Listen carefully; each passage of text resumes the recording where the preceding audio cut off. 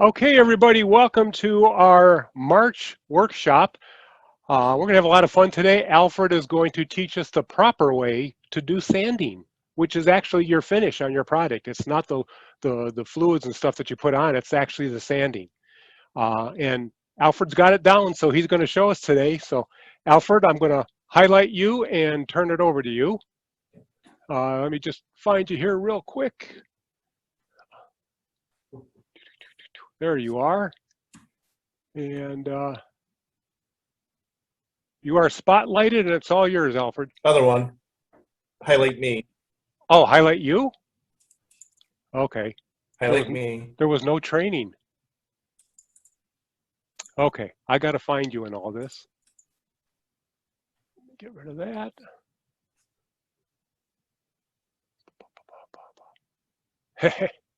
I know you're there somewhere. Should be you. Okay, is that it? With an A. There it is. There it is. Yeah. Okay, great. Good morning, everybody. Nice to be here. What we're going to do today is try and show how to make your items look better. It does not, the sanding is as important as the turning. It doesn't have to take as long. However, sanding is what makes your vase, your platter, whatever it is. You can have a beautiful piece of wood, beautiful turning, beautiful shape and everything. And if the sanding is not done, and then your finish is going to highlight all the imperfections you have in your sanding, it's not going to go.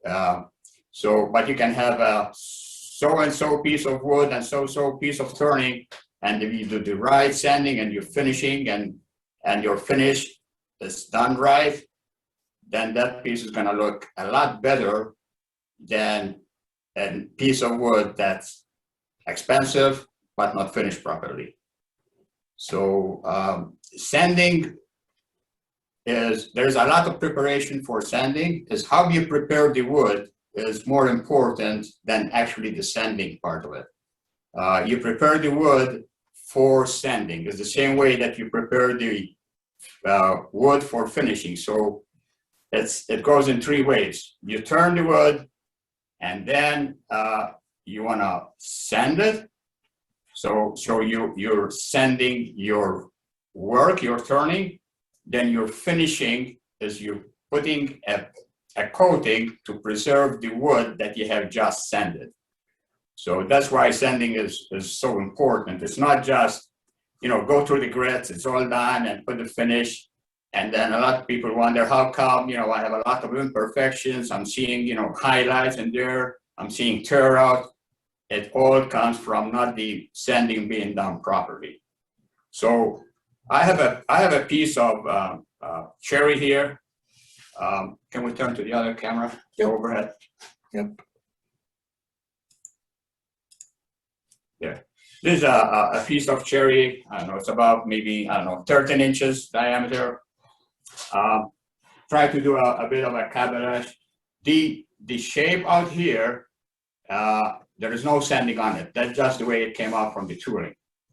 And the inside, I have not finished it yet, but we're going to be doing that. And I want to show you how to prepare the wood for sanding. So what I'm going to be using here, I'm going to using this bowl gouge. This is a finishing or a bottom bowl gouge. Got an angle, I don't know, around 70 degrees maybe. I can show you later how it's ground. Very simple to grind it. But this is used. The reason for this angle here is because we're in the bottom of the bowl. The problem that happens if you're using a regular bowl gouge, what happens is you're getting off the bevel, and that's how you start getting those imperfections like that. So by using this, you're all the time riding or floating the bevel, which is better to say it, and you're floating the bevel, and you're just doing a nice clean cut. We're gonna be doing that as soon as we change the camera here. Can you swap? I can't find Alfred's camera. Is he renamed? A2. Yeah, it's A2, right? I Oh, did. sorry. Sorry, never You mind. find it? Okay. Yeah, Yep. A1.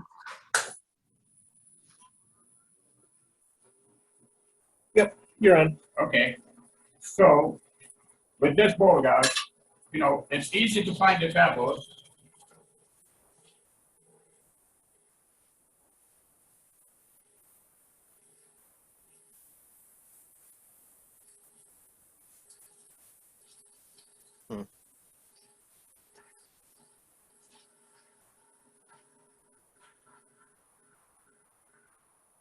That's cool.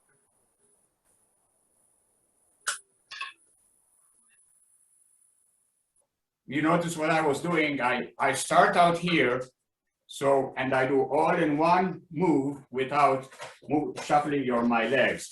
You have to start out here and doing one continuous sweep. This hand doesn't do anything except hold the bowl gouge down. Everything is done through the right hand. So this is just a weight. We'll do another cut. The sides are almost there. Bottom is still a bit thick, so we're gonna do that. Excuse me, Jeff, are you recording You this? find your bevel. Yes, I am.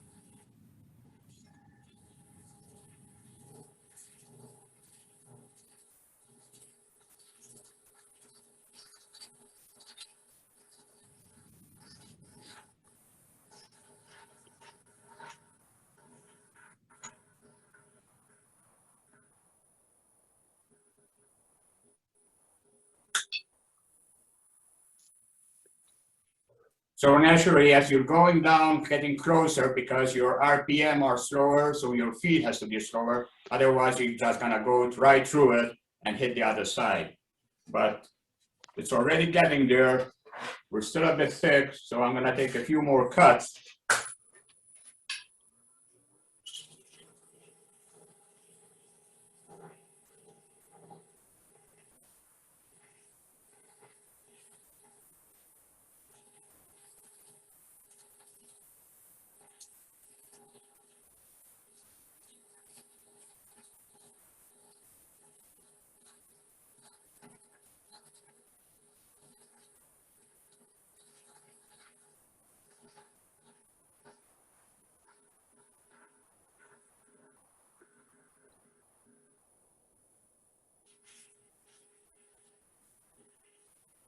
So to find the bevel, you just rest it there, lift your handle. Once it starts cutting, you know you're there. A question for you, Alfred. Whereabouts on the tip are you actually cutting?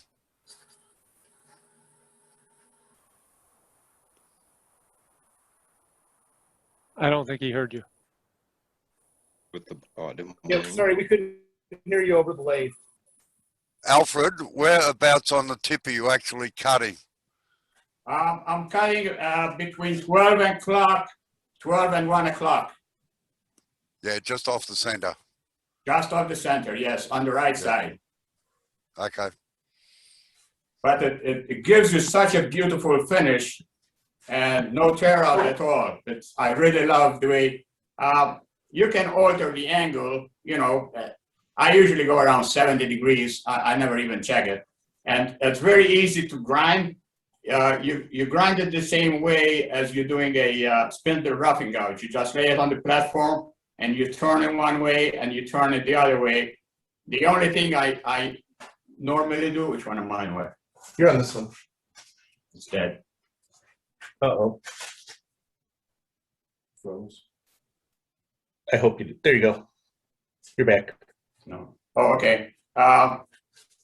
The only thing I do is I lay it on the platform like that and I swing it one side and swing it to the other side. But when I swing it, I just swing it a bit to the side so as I push the point a bit backwards. That helps you not to get a catch. If you're in the wood like that and this point here is close to touching, I just relieve it just a little bit. And you can see how, you know, it's not much. Yeah, traditional English grind, that's called. Yes. But the only difference is that the bottom angle is is around 70 degrees, which makes it easier for you not to bounce on the wood as you're going across, because you're touching the bevel all the time. Do you ever relieve do a second bevel? No, I don't relieve it. I don't find a reason, never had a reason to do it.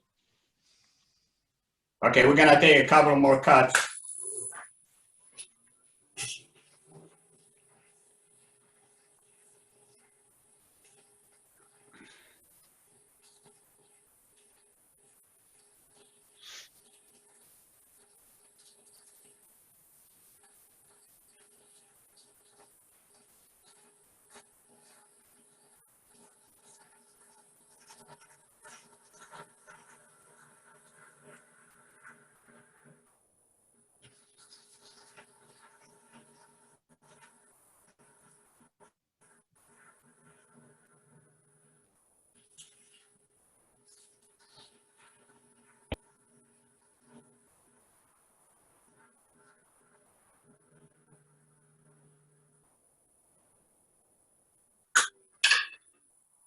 And this is the kind of, this is the kind you wanna see ribbons coming out of there, not shavings.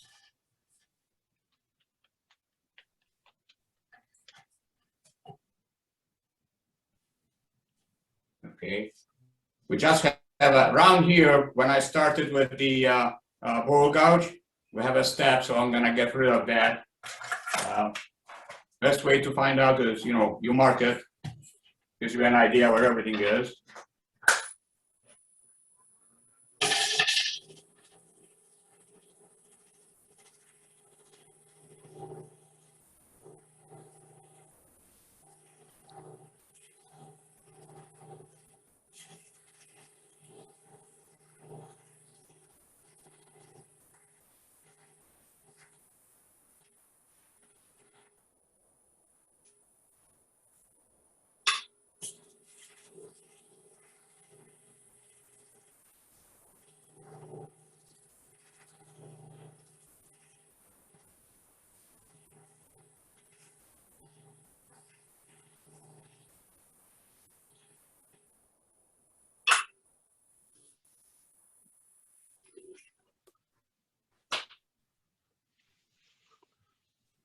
There you go, it's a lot better. Most of it is gone. There's still a little hump here. The more work you do with your tools, the less time you have to, stay sanding. I know nobody likes to sand, but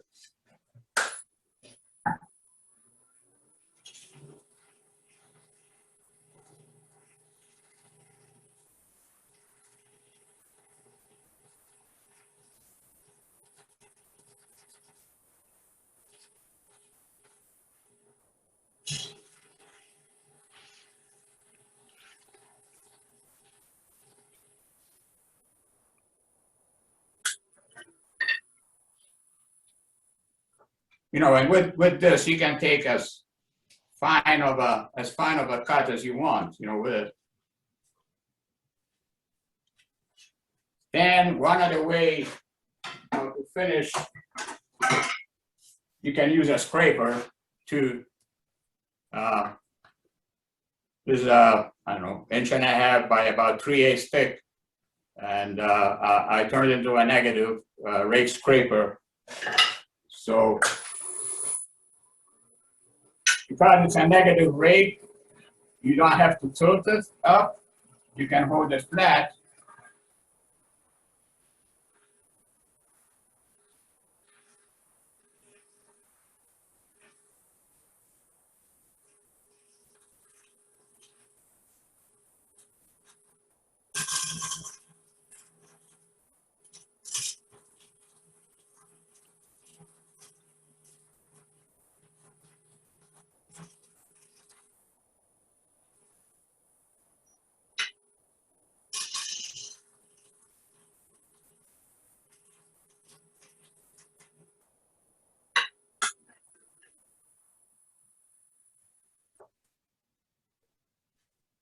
There you go.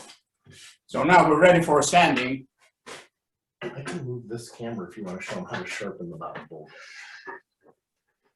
Yes, let's do that. Where are you going to be? Yeah.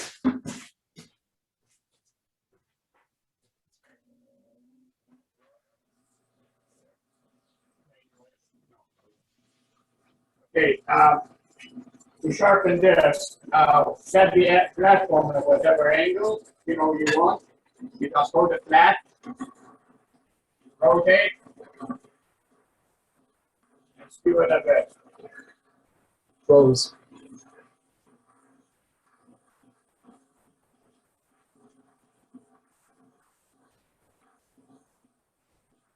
That's what you get. Really nice, continuous curve. You don't have to go all the way to the end because when you go to the end, you're going to get attached. But that's what it is.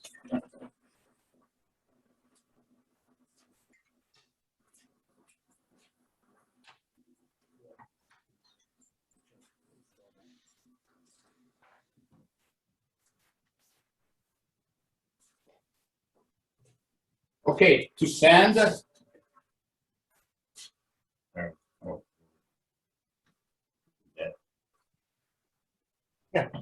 You want to be overhead, Yeah, give me the overhead for a minute. or do you want this side? Well, it's not working.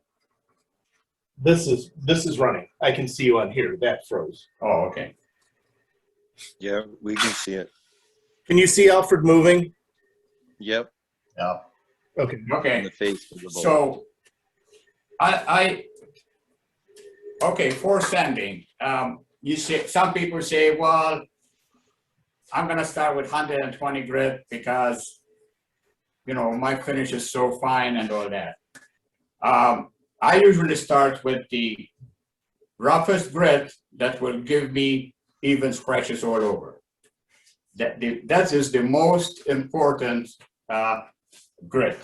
I usually start with 80, and I spend more time using the 80 than any of the other grits. Quick question. Yes. Yeah, Alfred, I see you're going to power sand. As a newbie, I guess I've just been holding the sandpaper to sand instead of power sanding. Is it power sanding is just an advantage for time, or does that give you a better finish? Power sanding is just quicker. Quicker, okay. It's just quicker. I'll show you a bit on hand sanding and how to cut and fold the sandpaper too. Okay. But for this, we're going to do a bit of power sanding. But the emphasis, whether you're doing power sanding or hand sanding, is on how to start your grit. You have to start with the roughest grit that when you finish with that grit is going to give you even scratches all over. I usually have my, dust collector and air filter on, and I have a mask on. I'm not going to do that today. You don't need to high RPM. One thing I'd like to mention is if the rotation is this way, you want your sanding to be going opposite, so it's biting into the wood. If you have it turning the other way, if I have it turning like that, the same way as the wood, you're really not sanding a lot. You're sanding a bit, but it's going to take you a lot longer.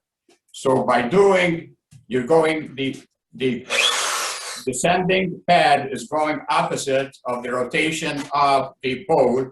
You'll be doing a lot more sanding and a lot quicker. RPM, don't go fast. Even I like this because it is a variable speed, and I don't have it at maximum speed. What's more important is how you rotate it. You use the bottom of your pad when you're doing this. Am I on? Yeah.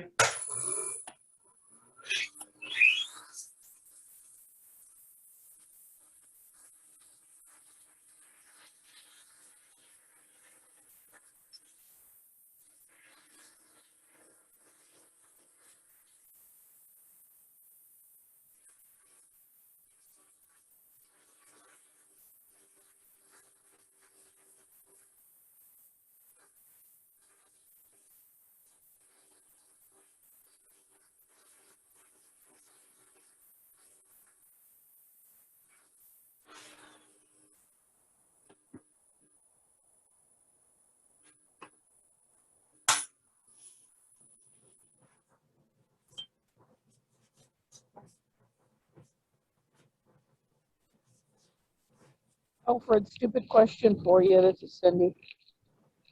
Why would you use your scraper or your bowl gouge to make a really fine finish and then come back and scuff it up again?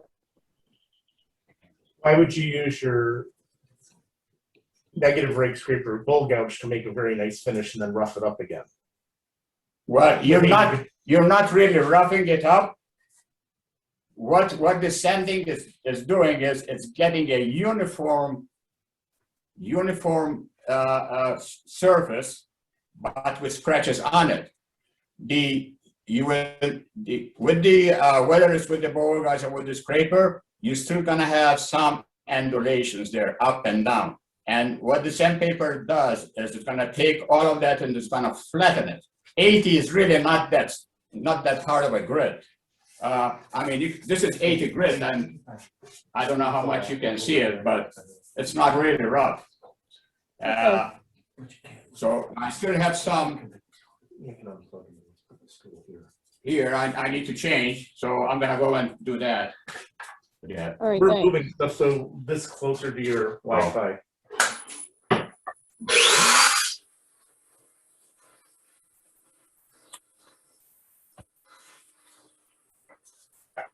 Let's go.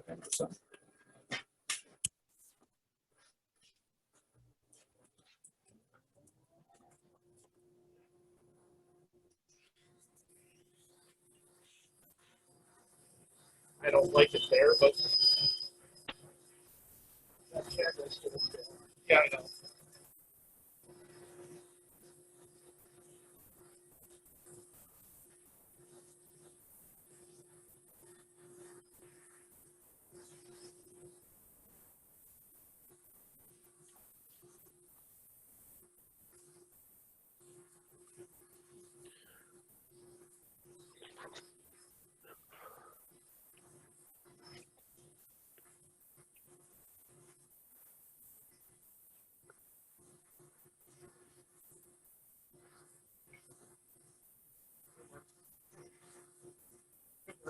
Yeah. I shut my phone.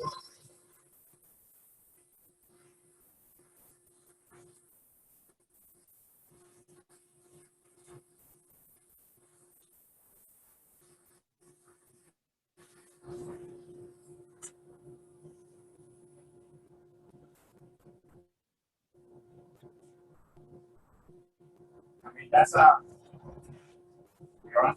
Yeah, I probably can't hear you with the air on. You know, you can open that door and open the window. Oh, Slide the window down. Oh, did it? Yeah, there you go. So that's an 80 grit, and if you really had to touch it, you won't even tell. You can't even tell that it's an 80 grit. I still have some lines here. I want to get rid of those because I didn't do a good job with the bowl gouge. So I'm going to do that first.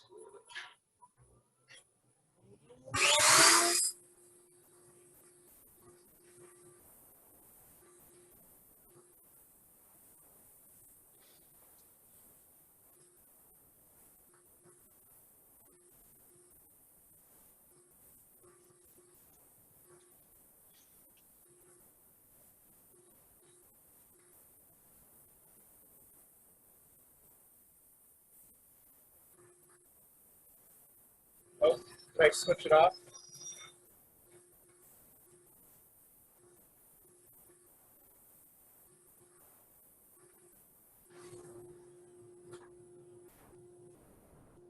Are you guys looking at Alfred's head or at the bowl? We're looking at the bowl. We're looking at the bowl. Okay. Okay. Yep. We have to reposition the camera above you, but that's no big deal. Paul would like to know what speed you're running the lathe at. It's running about 450, maybe 500. Okay. That's usually what I do for sanding. The bigger the diameter, then the slower you have to run it, right? Because the surface feet per minute is higher. Yeah. One worst enemy for the for sanding is heat. And, you know, I mean, the wood is cold, the sandpaper is cold. As soon as the sandpaper starts getting hot, you're gonna start losing the grit out of it, and you're running it too fast, it's gonna clog, and it's just gonna skip over the wood. It's not gonna cut the way it's supposed to. So that's the reason. So that was 80, which took the longest. Now with the other grit, it's gonna take a lot less. We're looking at this. Do you always start with 80, Alfred? Yes, I do. You do, okay. There's just, I look at the AAW site and there's one gentleman on there 180. who touts that, you know, if you're not starting with 300 or something, that your tool techniques are bad. As a new turner, I'm thinking, geez, how am I, you know, how do you do that? But, so there's nothing wrong with starting with 80, obviously. Well, yeah, I mean, you can start with, as I said, if you want to start with 120 or 180, and you do the sanding with the 180, and you see that you have even scratches, then you're fine. But if I look here, I don't see any scratches. Now, when I apply the 120, if I see that are scratches that are different from the 120, it means that I have not taken care of the bad scratches that were there before the 80. Right. I'll explain that after we do this. Thank you. I have to have the dust collector on, sorry guys.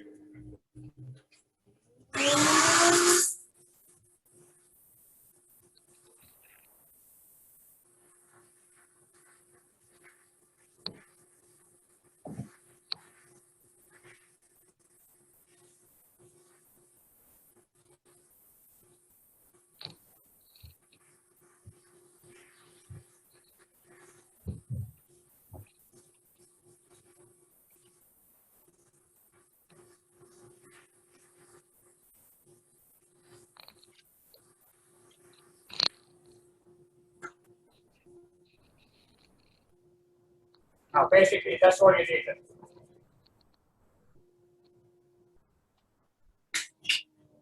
That's what the sanding you need with the 1.8, with the 120. You see how fast it went. I'm going to change it and go to 180.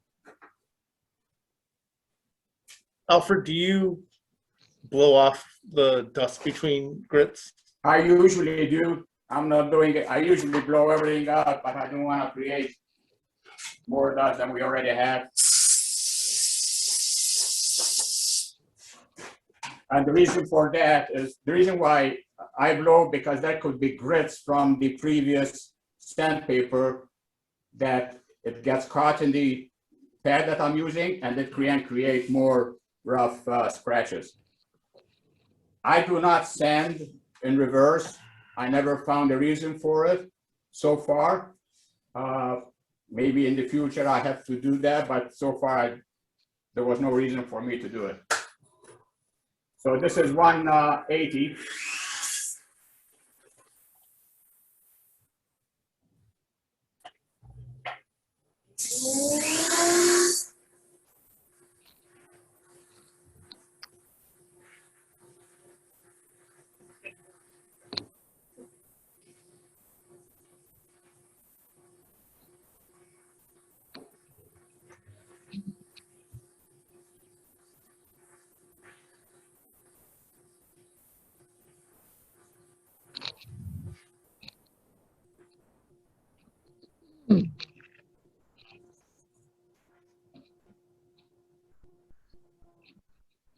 So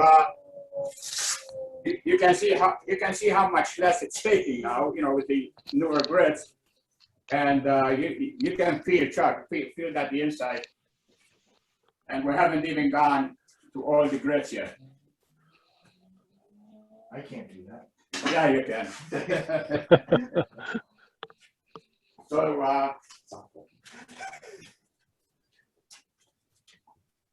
So the good news is I know I'm going to bring all my bowls to Alfred to sand. Well, we can sand them, why not? We can do them together. Now this is 220.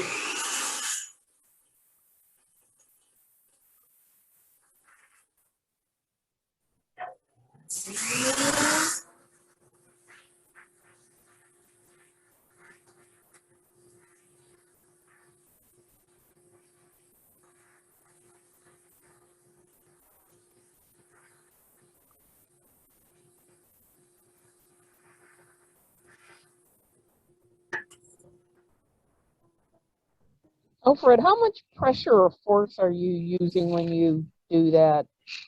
Hold on. Could you repeat that, please? We couldn't hear over the dust collector. Yeah, how much force are you using on that sander? Are you letting the paper basically do the work? You're just guiding it, or are you applying pressure?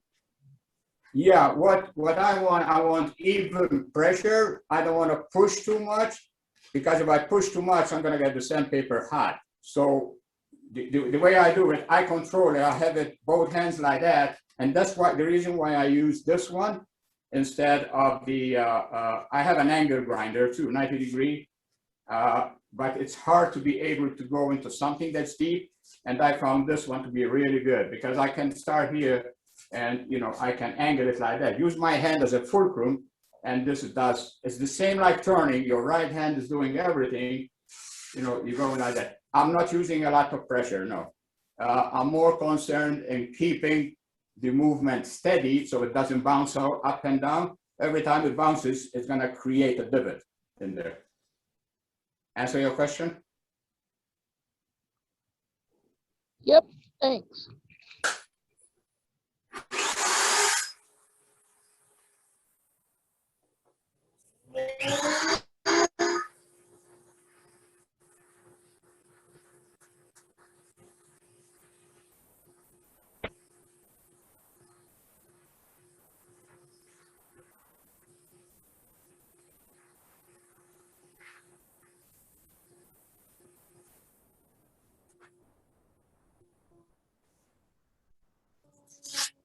That was 320.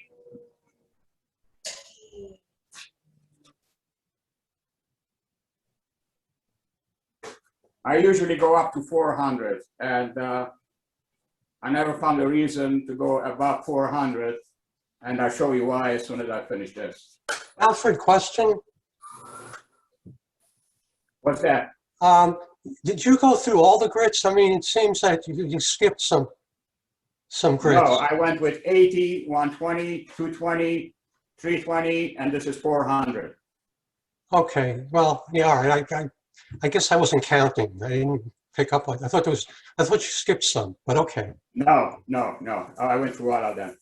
Okay, thanks. So this would be the last one. This is 400.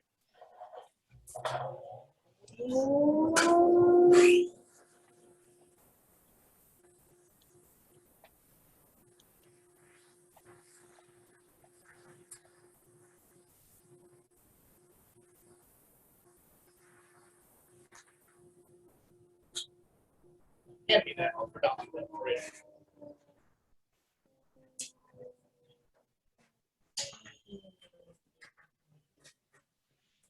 So that's 400, and really, I tell you, you cannot see any scratches, is because it's moving all the time. Now, for somebody who was asking about hand sanding, yes, I do that.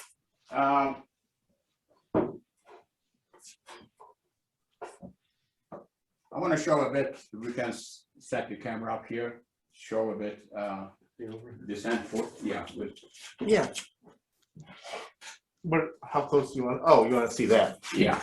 Oh, hold on. We have Or to I can do it here, but I don't know what I'm showing. slide that camera up a little bit. A little bit more. A little bit more. Keep going. Ah!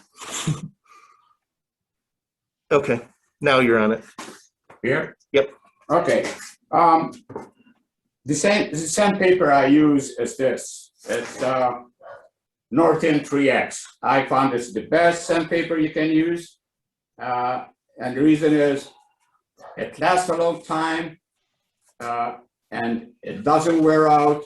and the grit in it is very consistent.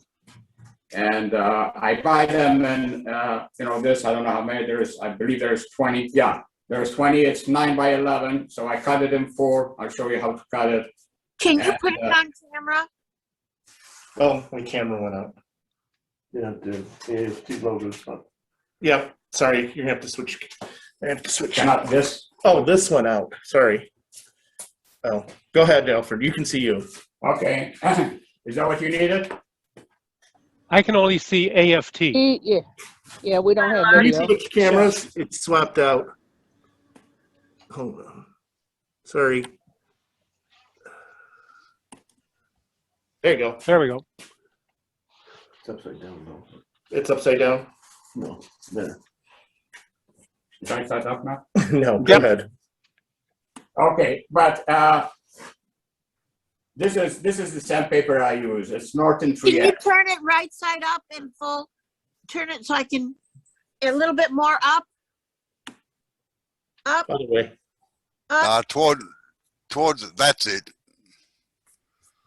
You're on the overhead camera. Thank you. Yeah. Oh, hold on. I'm trying to get it to flip over so it's, you're not reading it backwards. Well, it's not looking backwards to us. Oh, it's not? Yeah, I No. turned it upside down, that's why. Okay. We're good. Okay, so yeah, I got these and I ordered these online, and I'm not gonna tell you where to get them because some other places are cheaper. Actually, if you do a search online for Norton 3X, there's a lot of people. There is a painting place is the cheapest I have found them, and because it depends on the grit. You can get them from around $10 for a 20 pack up to $17 for a 20 pack. And when I order, I usually order, you know, the set from 80 to 400. And I mean, they last you a lifetime. There's 20 in each. And what I do is when I got them, and they see this? Mhm. Okay. I made this jig, although it's not, it's just a piece of plywood with a blade here. And I set it up so that I line it up with these. It's gonna cut here, it's gonna cut it in half. Just like that.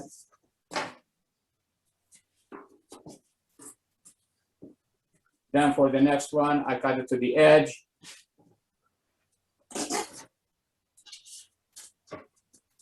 And I have 4 equal pieces. Alfred, And, yes, real quick, is that cloth back or paperback? it's paperback. Okay. It's And made in is that- Canada, and it's from Norton Abrasives. Okay. Yeah, good Uh, stuff. Is that Yeah, a? it's really, Maxon? really, really good stuff. And the way I fold it, can they see this? You can see him folding it, correct? Yes. Yep. Yeah, the way I fold it in 3 like this. Okay, so now you're gonna use one side, you turn it around, use the other side, and when both sides are done, you just flip it like this and use this side.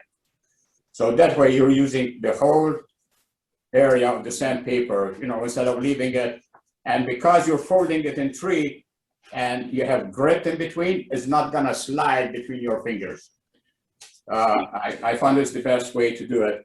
And what I did, can you go over here for a minute? Over where? This. Hold on. Okay, Alfred, while you're walking, this is Paul Zirkle. Yes, Paul. I'm going to be placing an order to Painter Supply probably in the next month or so. And if we get so many dollars, they get free freight. And it does run about $10, you know, depending on grit for a 20 pack.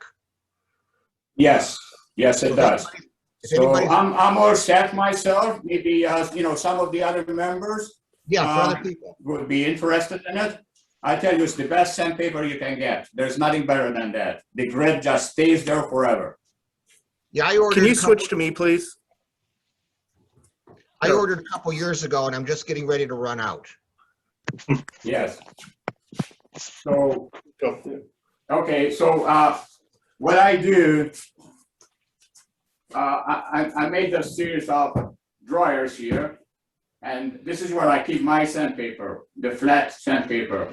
And I start from 80, 8100, so on, and it keeps all the way up to 1200. And up here is where I keep my round discs, the same way.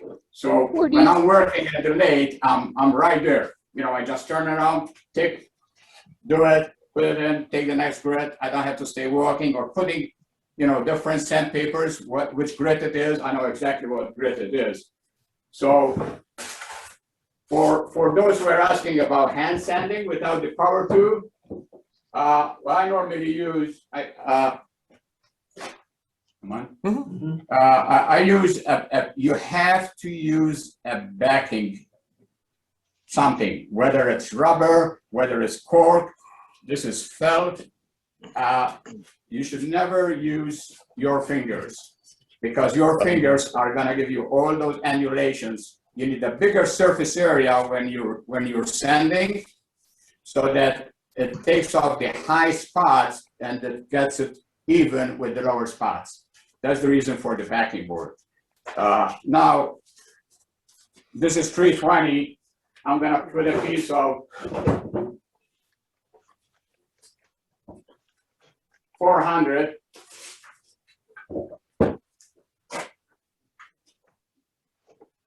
Alfred, what did you make that cutting blade out of? This is a hacksaw blade. What you're talking about? Yeah. Yeah, that's a hacksaw blade, and I found a hacksaw blade that has fine teeth, so it gets a bit cleaner. That's all. And I put a washer under here, and the washer here just to raise it up, and I slide the sandpaper underneath it, press here, and then I can cut it. I use the back side of the hacksaw blade, and it cuts nicely that way. I even use the ruler. It doesn't matter, but you can use a straight edge of any kind. Anything will work in this. Alfred, what kind of disc pads are you using on that sander when you're using it? What brand? Yes, I'm going to show you that next. So, let's go back to this. Oh, back to that? Yeah. You're on there. Okay. So now, if you want to sand by hand, so you have the sandpaper in 3 with a backing board, and this is how you use it. You always use it in the trailing mode.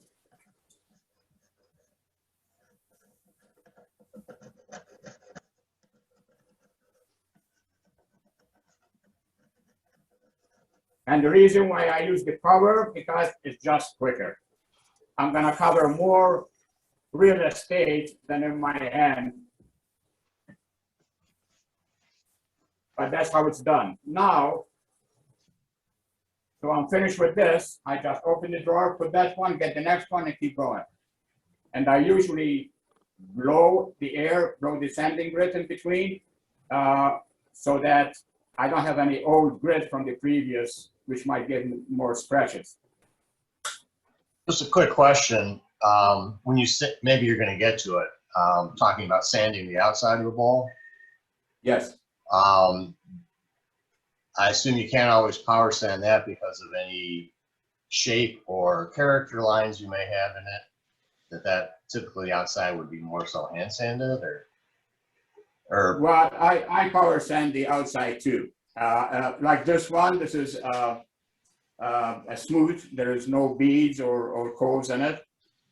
So I do power sand it the same way I did the inside. Exactly the same. But if you did have a more, a bowl with some more undulations or beads, you would obviously then have to do it right. Then you have to use this. Yeah, yeah. Okay. Yeah, you have to use that. So sometimes if you get close to a bead, then you can take off your padding and you use this. Yeah. On it. Now, okay, so you have gone with all the grits. And as I said, I usually stop at 400. I don't go higher than that. I don't find any reason for. There is still 400 grit scratches there. And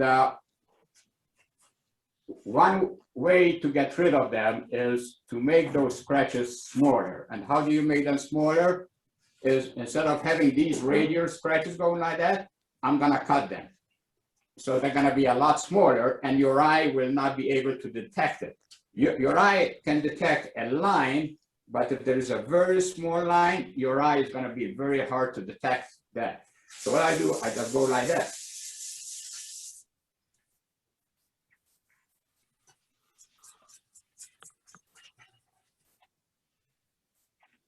And this is what actually is called random orbiter sanding.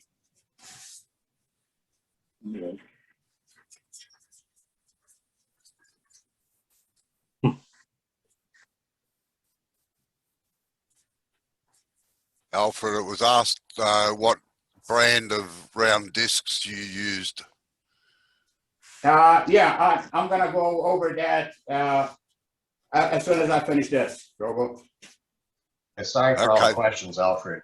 Could I, when you were doing the 400 with the lathe on, yes, you also do that similar motion while the lathe is running and accomplish the same thing? No, when the lathe was running with the 400, I was just going sideways. Right, but could you do a swirl pattern like a random orbiter while the lathe is running? You can, if you're good enough to keep it rotating like that without tipping back and forth and causing divots. Yeah. But I found this, it's really quick. That's all you need. That's a good tip. I like that. Alfred, do you ever raise the grain and then resand the last grit? No, I never do. Okay. I only use water if the wood is funky and it's not cutting for me. So I use spray it with water, and then it's gonna cut better. But I never raise it. I never use DNA. That's ready for for the sanding sealer right now. So, and even doing the edge here.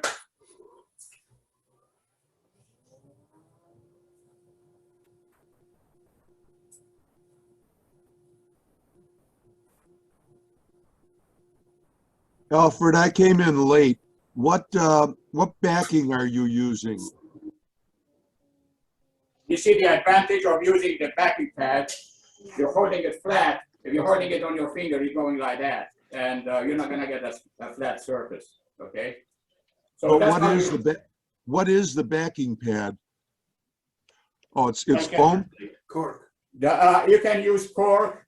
I have cork here. This is cork. This is actually a piece of felt. Cork, it's very good. I've had this at least, was probably about 12 or 13 years I've been using it. And it bends pretty good. Piece of cork. I saw the same piece Roger gave me 12 years ago. Yeah, that's where this came from. So, I mean, it's really flexible. It doesn't crack. Don't ask me why. I don't know what kind of a cork it is or how it's processed, but it works fine. And if you don't have, you can use a piece of felt. You can also use rubber.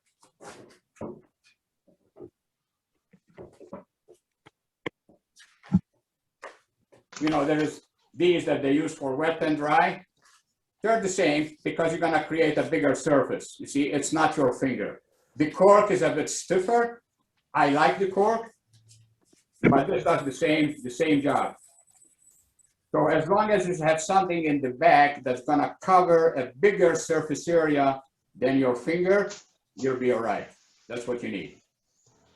Answer your question?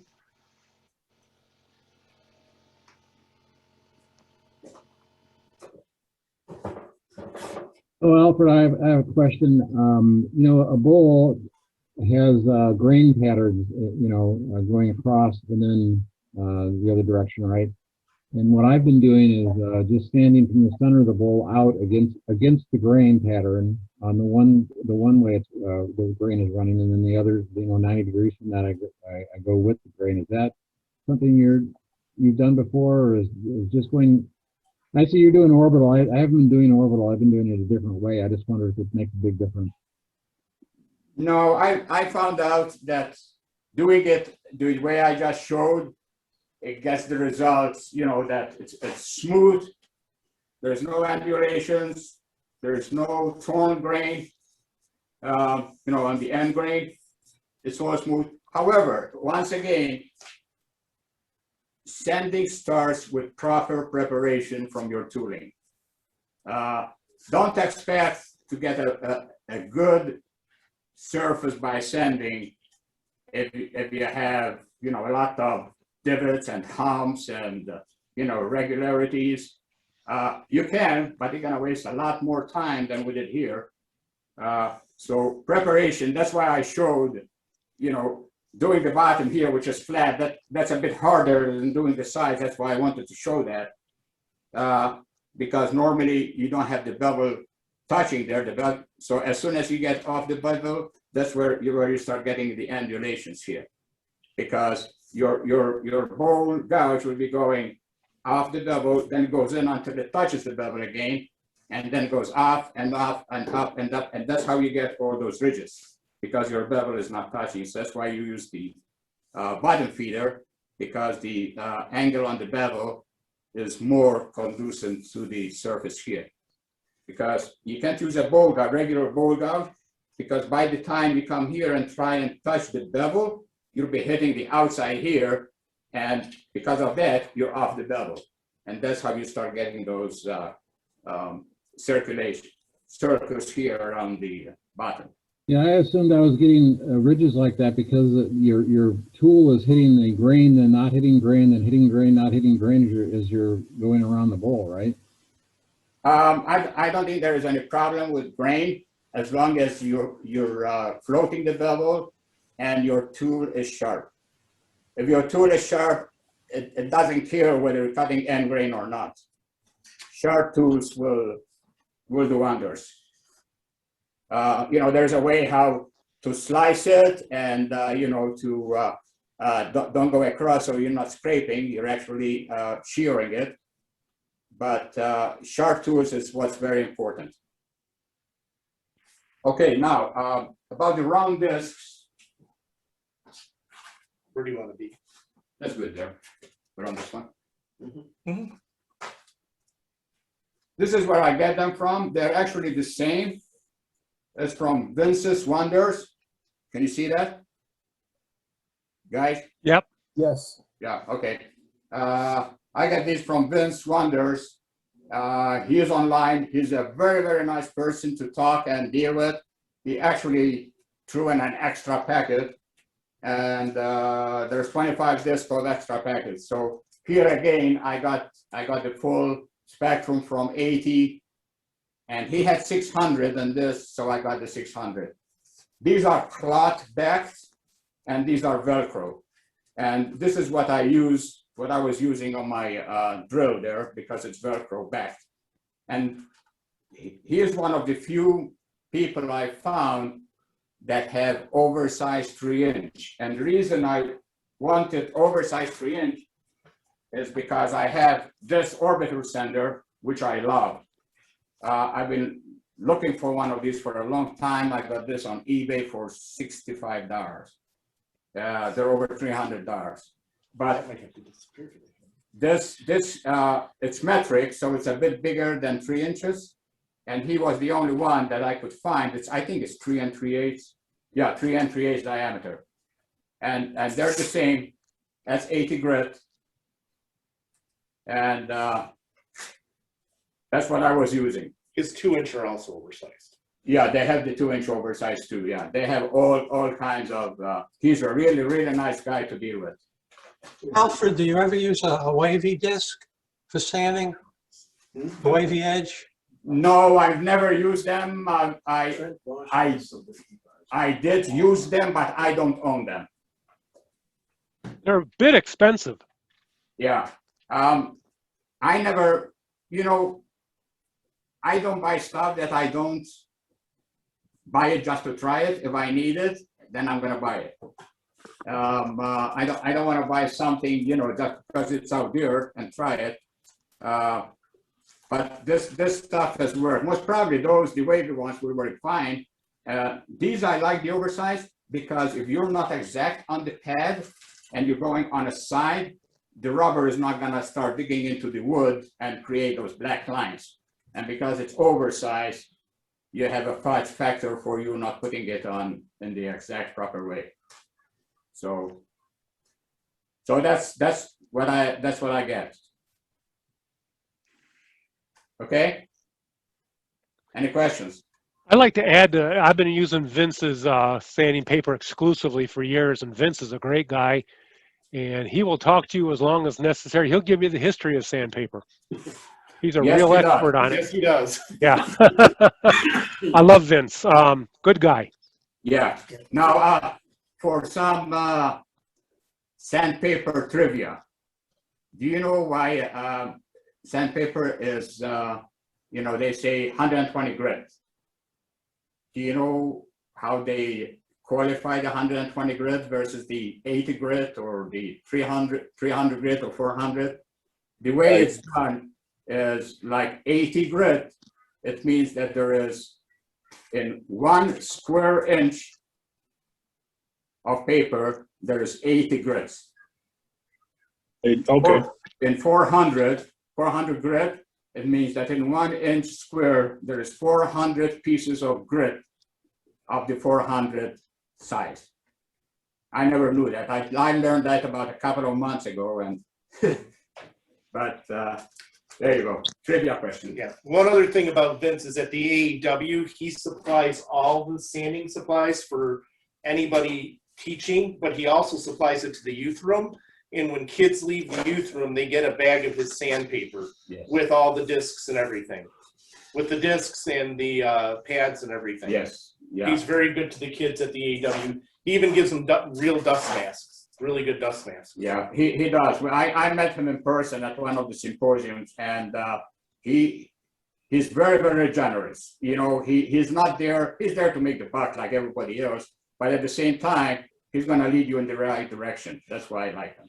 Yeah. So anyway, that's how you do that. So this is ready for sanding sealer, and the sanding sealer I use, I mix it myself. It's the Seal Coat Zinsser, and I mix it 50-50 with DNA, and I give it 2 coats of that, and then I sand it again with 800 grit, very, very lightly, and it's ready for the finish. And lately I've been using it's, let me get it for you. I'll show you. Thank you. Sorry to interrupt. Give me that. Yeah, that's one. Oh, it's up there. Yeah, it's good.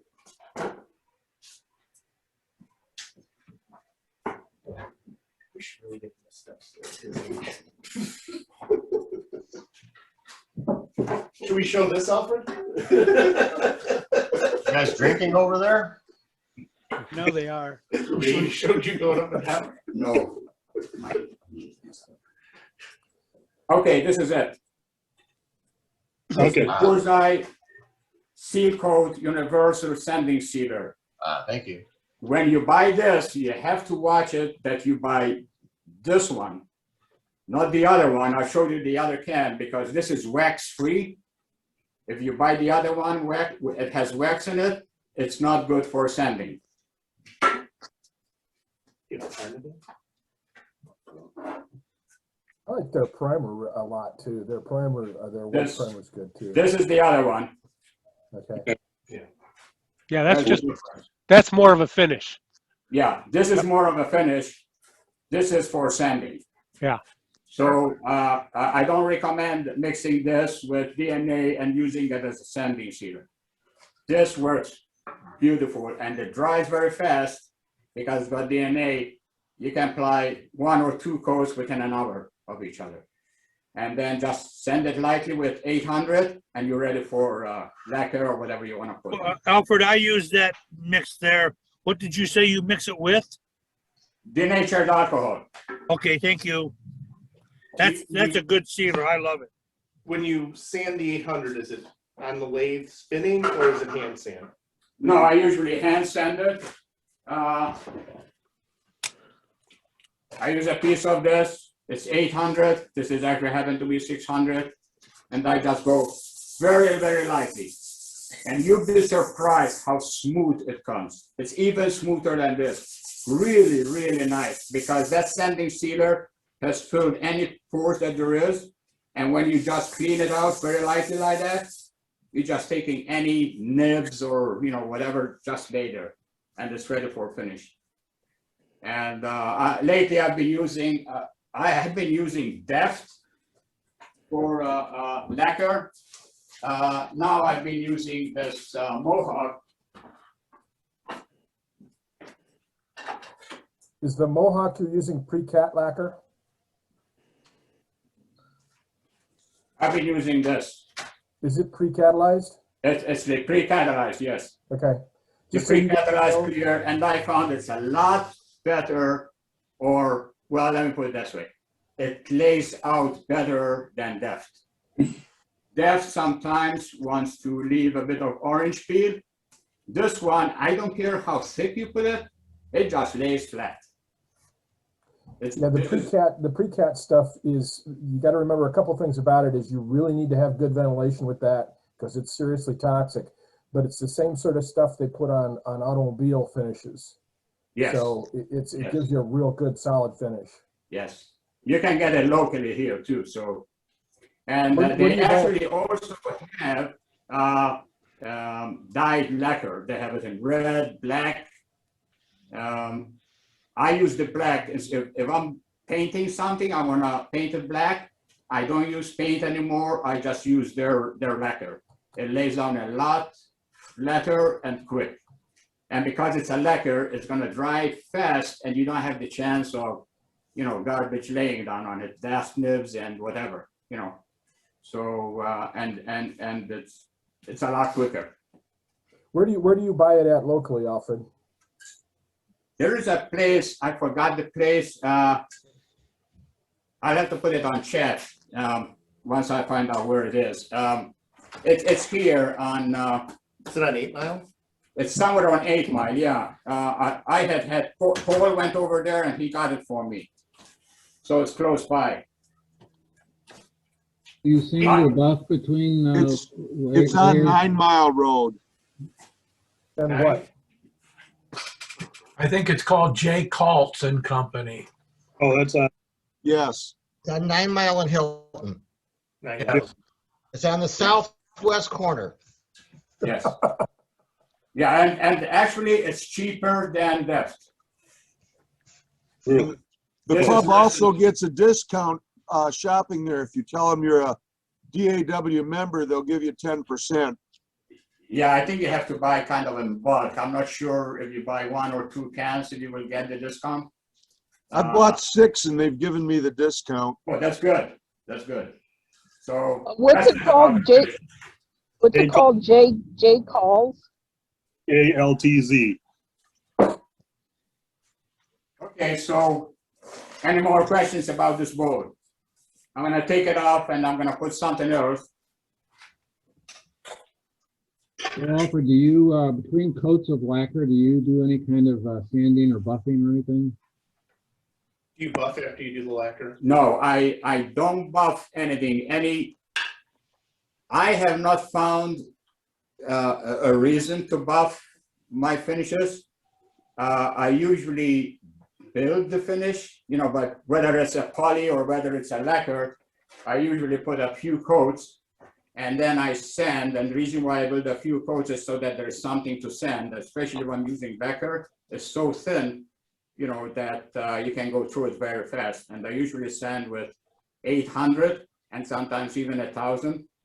And that would be at the last, before I put the last coat. Then I put the last one final coat and that's it. I don't buff anything. I never found a reason to do it. And the reason is because if you take your time and sand it the way this is, the finish should be as nice as that. Okay. There is no reason that it shouldn't be.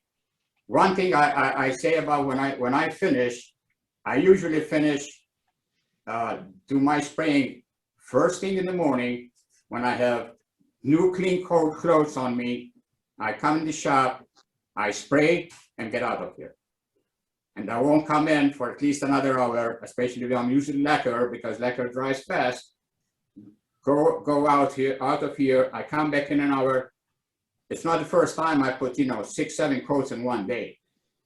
Right. But during that day, I will not be working in the shop because all I do is spray and get out of there. Yeah, you don't want to be in the same room with it. It's toxic. Yes, yes. So, yeah, that's the reason. So there is no dust and nothing, floating in the air. And I heat my shop early in the morning, then I shut it off, and I spray and get out.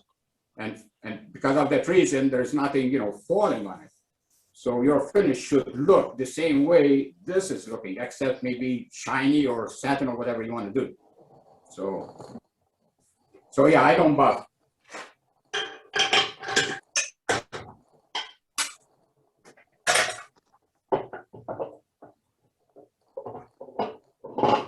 Hey, Chuck, Yes, sir. can you highlight me? It's a Phil.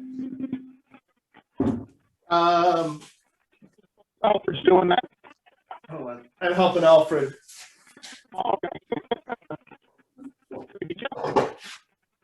Make me a co-host and I'll do it. I got it. Hold on. Hold on, we're gonna highlight Phil for a second. Okay, Phil. Okay, so you're talking about this cutter. I don't know if this is Hello?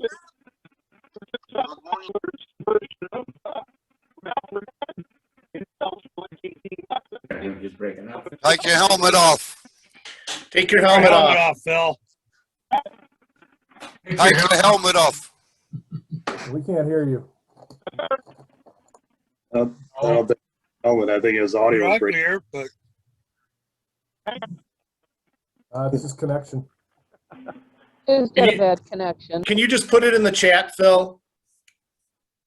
Yeah, I can do that. Can you hear me better now? Yes, but we can't see you. Yeah. So it's a Rockler's sandpaper cutter. It has marks on it. It makes it real easy to cut all different sizes and stuff. And so I just suggest that that's an alternative if you don't want to build one of your own. It's available. Yeah, I saw those too. Those are pretty cool. All right, let me find Al. I bought a Harbor Freight paper cutter. Does the same thing. How was that? Okay. Beautiful. Except we got that light's shining. This one? Yeah. I can turn like this. How about that? Getting old shit sucks. How about that?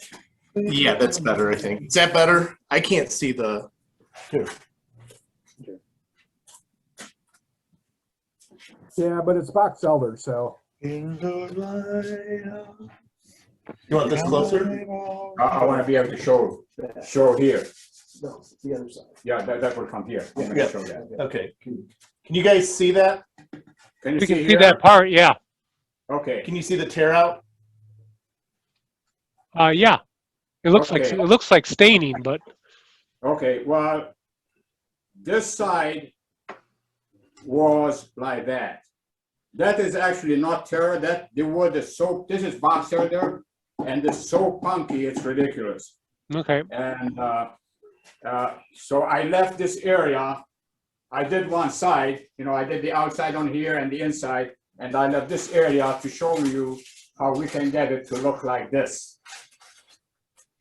I mean, this it's pretty messed up here. So what I normally do with this is I will sand it, but I will leave the sanding dust there, and then I spray it with lacquer. And what that does, it's gonna, whatever dust that is solidify it. And you can repeat that a couple of times or as required, and it will look exactly like that. Oh, so it works like a wood hardener. Well, if you use wood hardener, you have to apply it, you have to wait for it, and I don't use wood hardener.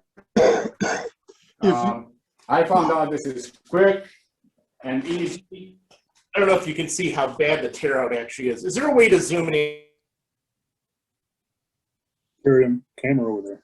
I don't know of any way. There you go. So can you guys see how bad that is? Yeah. Yeah. Yeah, that is bad. I'm working on a piece just like that right now. So what, can you say it again, Alfred, what product you used? We're gonna change that to look out. And believe me, I have sharp tools and it cannot cut it. It just keeps pulling it, and I tried with water, I tried with different stuff to soften it, and you know, I even tried spraying it with lacquer and let it dry and then take a cut. It helped a bit, but not to the point where it's. What grit did you use? I'm gonna show, it will make it look like that. So. What brand of what? No, she want to know what grit of paper. Oh, what grit of paper? Oh, I'm gonna start with 80 first. Okay.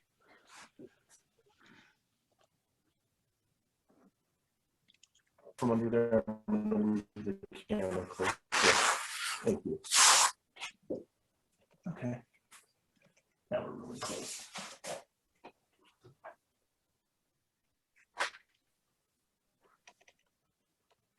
Stationary.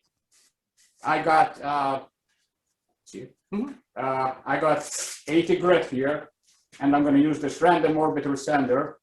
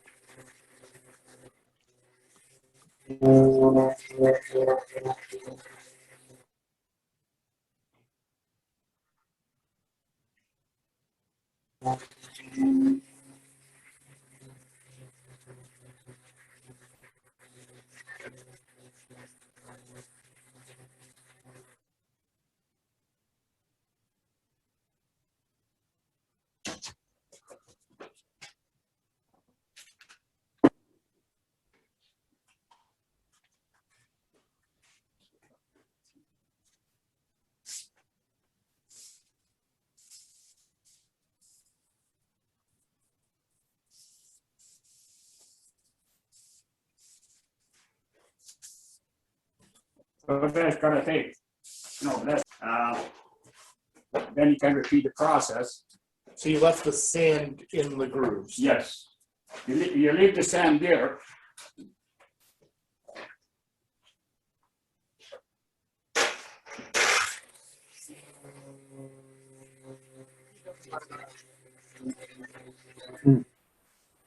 What grit is that one? It's probably still 80 grit.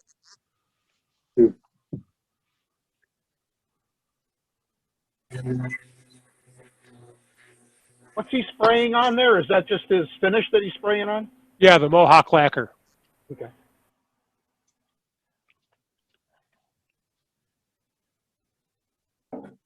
And because this is a random orbiter sander, you have less chance of it digging in than a regular rotary one.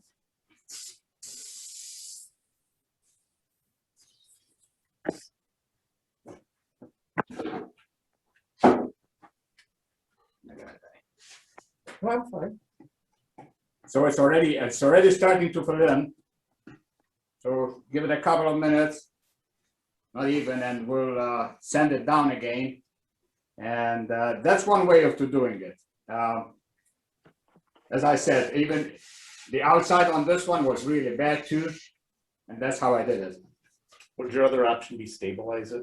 You can stabilize it, if you have a container big enough to stabilize it in. You can also you can put colored epoxy if you want, if you want to do that, but it's too much too much work, labor intensive to do it that way. Yep. I've seen people thin out resin with acetone and paint it on, and they said they've had great success with that. Yeah, But that I never tried. That you have to let it set for 24 hours before you can do it. Yeah, I never tried that. But you can see how fast this goes.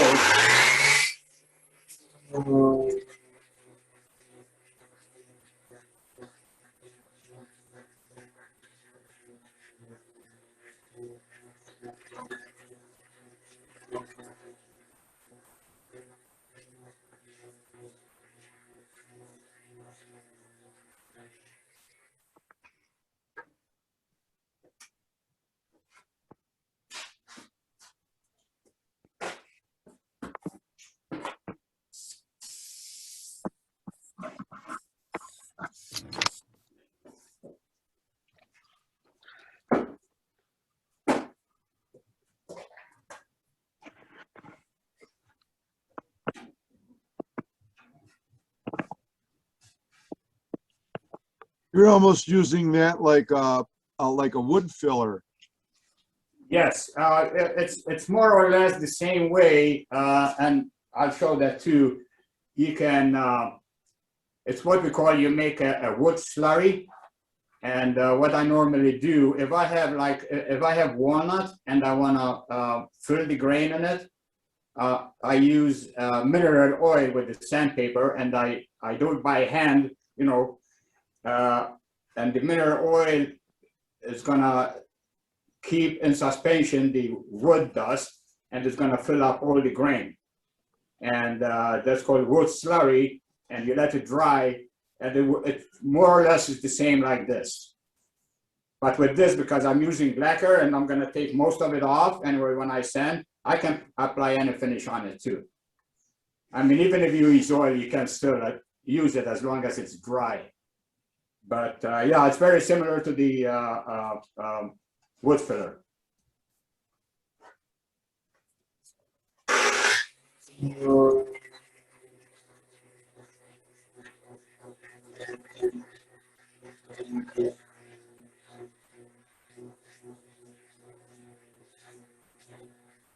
Now I have to go find a punky piece of wood to try that on. I might have some around here. Yeah, Are you there's a still wood at pile 80 grit? outside.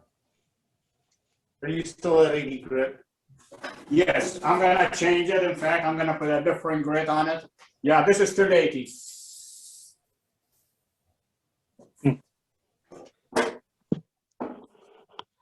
Good to know. Sandpaper pretty good. Yeah, it does. But you know, let me show this. Can you zoom in on it again, guys, so we can see what it looks like? Yeah, in a minute. It does load up the sandpaper, but if you use one of these rubber sticks while it's running, it takes most of that off. Yeah, I've done that. Yeah, so that works pretty good.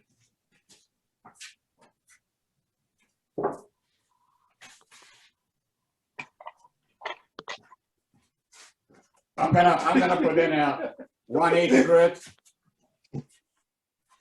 He was just checking out the other bowl and saying how good it was. Oh, I thought he was gonna say how bad it is. Is that better? Can you guys see that? Yeah. Yeah. Most of You see these much are better. overflow. You know, they were pretty bad, but we can improve on that again. Mm-hmm. So I'm putting a 180 grit now in here.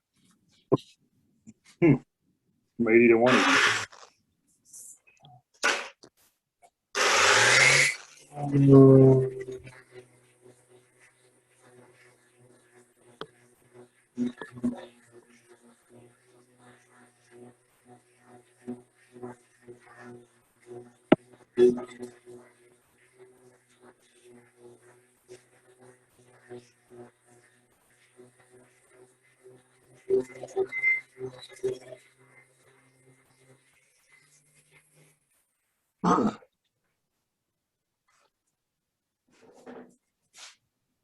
Could you Now, this use, was kind of an extreme case, and that's why I chose this piece of wood, because it was so punky out here.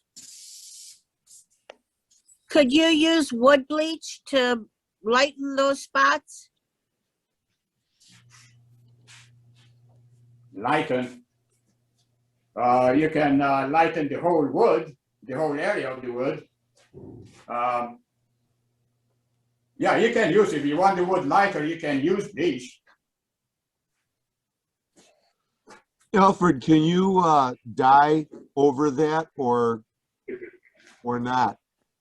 Yes, you can use anything actually, because the lacquer, you're gonna sand this again, you know. I mean, we're just roughing it out now, but once we get this filled, we're gonna sand it down, and you're gonna apply your shellac, which is gonna be a barrier, and after that, you can apply anything you want. It's for you, Alfred. Whoever phone is ringing. That was Alfred. Is Alfred? Okay. Don't mute your mic then. Sorry about that. Jeez, dude, change your ringtone. So that's one way how to do fill up voids like that. Now, Alfred, yes. did you use the chestnut acrylic sanding sealer on that? No, the sanding sealer I used was this. Can't see it. Oh, they probably can. Sorry. It's You can't- sorry. Zinsser It's seal frozen. coat. Yep. Oh yeah, I see that. Yeah. This is what I use for sanding sealer. What I was applying on here was lacquer, just plain lacquer. Okay. Recently, it took me 2 months to get a can of that. Nobody had it in stock, the Zinsser. Not Yeah, even I can't find it Is that around the here. lacquer? Yeah. Not even Home Depot? No. I No, Home Depot don't carry it. And I none had of the Lowe's around Troy has it either. I bought mine at Home Depot. They carry Zinsser products under the Rust-Oleum brand. Oh, Try okay. Great Lakes Ace. Yeah. I had to order it online from Amazon because none of the stores around here had it. They had the regular one, the one with the wax in it, but not the seal coat. Exactly. Yeah, that's what I found too. Yeah. The one with the yellow can, but not the one with without the wax in it. Right. So if anybody, knows where it is, just put it on our Facebook page, maybe, so that others can go and get it. Okay. Okay, I want to show something.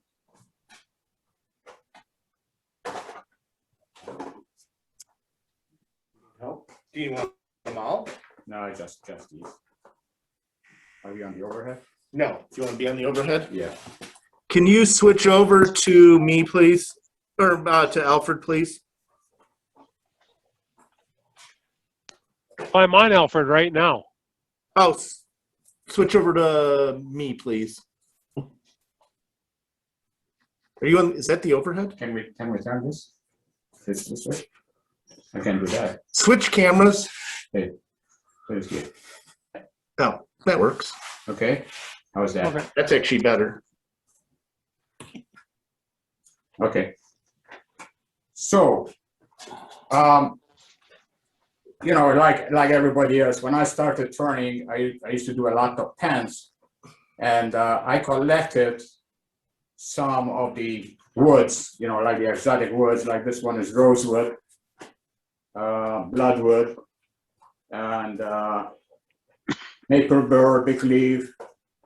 This must be blackwood, yeah. All kinds, walnut, cocobolo, and and so on and so forth. Blackwood, and this is coffee grounds. Anyway, so I used to save these, and I found a use for them.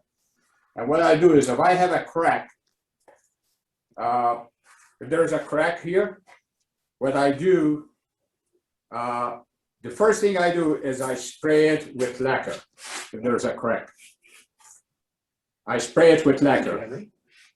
When you put the lacquer, you're gonna the CA is not gonna go through the lacquer. And once again, I use lacquer because it dries so fast. So spray it with lacquer, you know, soak it good. The wood is dry anyway, so it's gonna soak it real in. Then I powder this, you know, I mean, really, really fine, and I put it in there, and then I put the CA on it.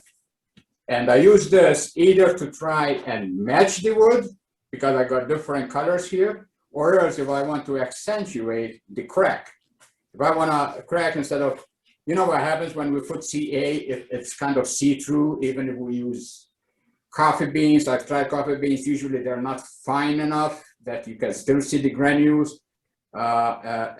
And use epoxy, you have to wait, and again, it's see-through. I know you can color it, but with this, I found out that it comes really nice. What you have to do is make sure that you put lacquer first, put the shavings in, put the CA. Once it's dry, and when I spray it very, very lightly. When I do use the activator, I do not give it a bath. I just go 1, 2, and that's it. I don't want it to crystallize there on the surface. And I wait, you know, like 3 or 4 minutes so that it soaks in and gets it all dry. And when I sand it, it comes beautiful. And there is no evidence of the CA. It has not done anything to the wood. So. Because you lacquered it first. Because there is lacquer on it first. I've tried it many times and it works good.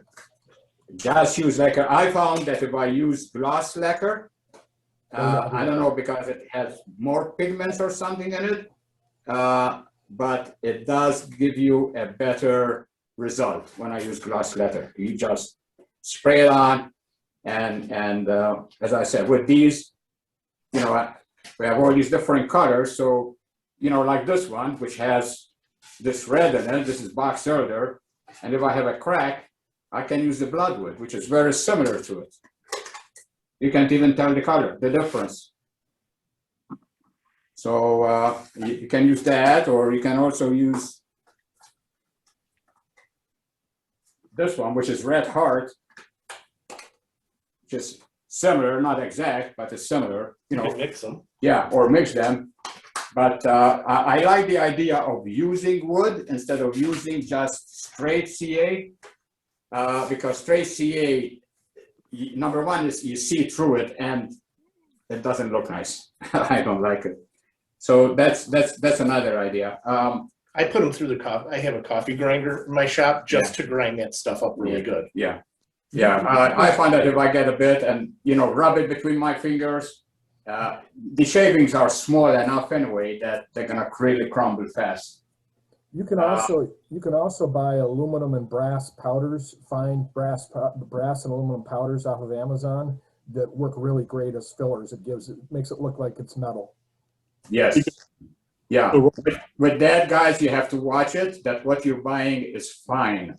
Make sure that it's very fine grit, because if the crack, I mean, if you're filling a 1/4 of an inch crack, it doesn't matter.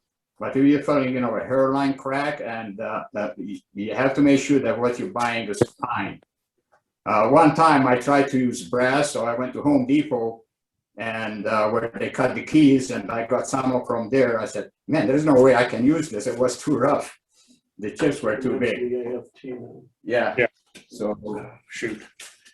Well, sorry. What happened? Oh, my camera timed out. So. Hate it when that happens. Yeah. Don't we?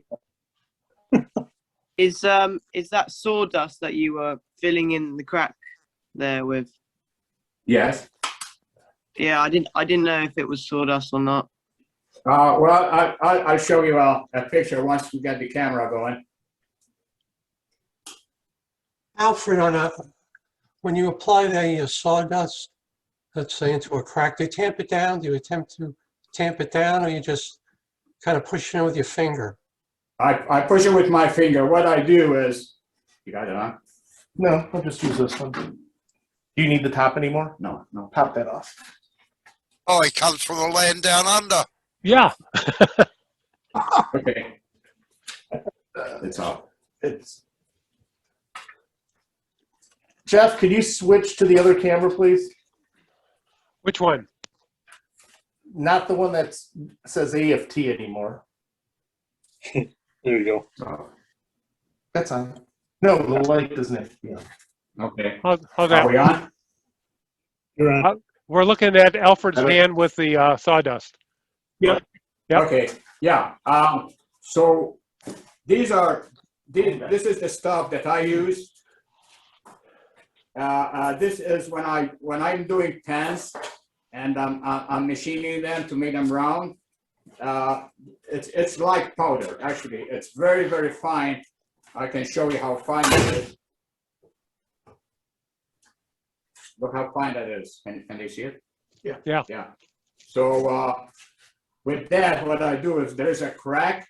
I can put that in the crack and I rub it in the crack. Okay.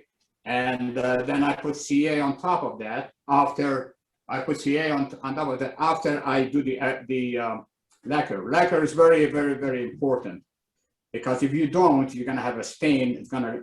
You'll be able to see it from a mile away. But once you put the lacquer, you put this on and you put the CA and then you send it down. All you're gonna see is that hairline colored crack. That's all you're gonna see. You can actually see. You can actually see how fine it is. Yeah. Alfred, are you using a thin CA?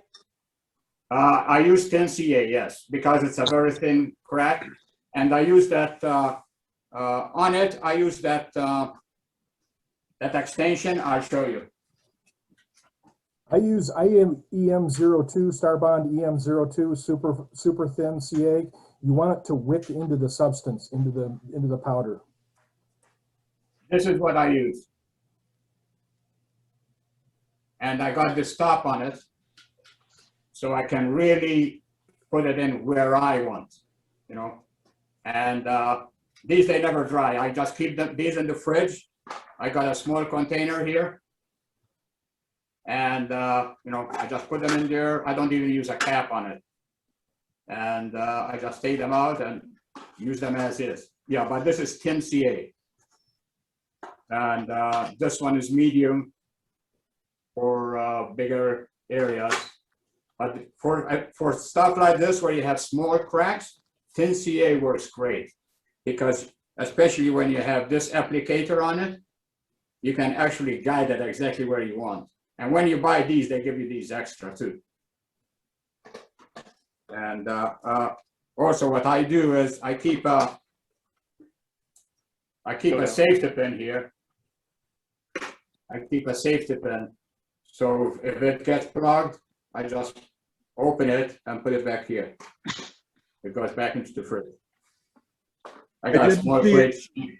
I didn't see any debonder in there. Well, I don't need it. Only when Jack is around.